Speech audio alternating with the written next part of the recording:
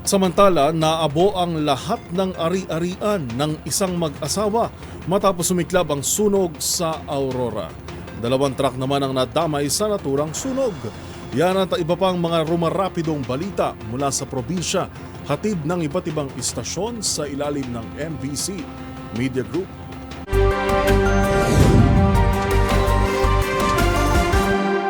Sunog na sunog at nauwi sa abo ang bahay ng mag-asawang Marisa at Divino Makabuntok ng barangay Kabitukulan East sa bayan ng Maria Aurora, lalawigan ng Aurora, pasado alas 2 ng hapon kahapon.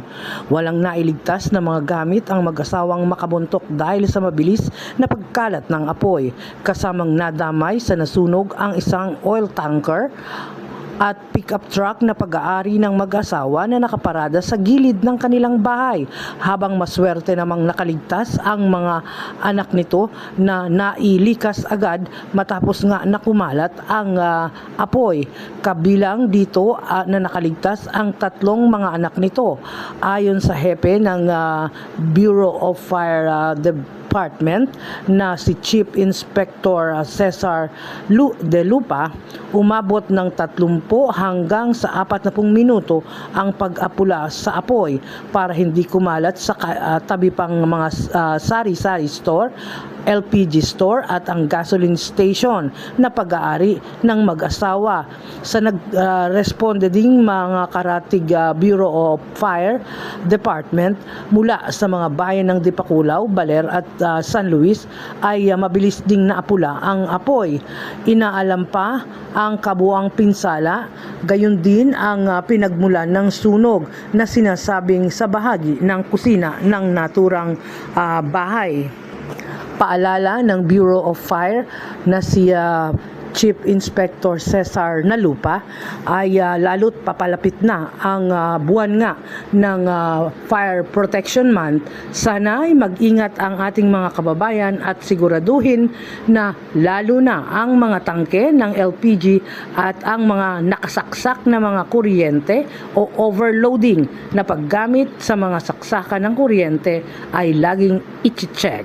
Yan ang ating update para sa MBC TV Network News. Ito si RH25 Grace Vera Sansano. Una sa Pilipinas, una sa Pilipino.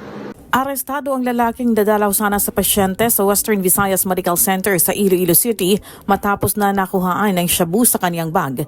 Ayon kay Police Captain Jobert Amado, officer in charge ng Iloilo City Police Station 5, habang nagsasagawa ng inspection ang gwardya ng ospital sa backpack na dala ni alias Jed ng bayan ng San Enrique, Iloilo, nakita ang isang sachet na may lamang shabu sa bulsa ng bag.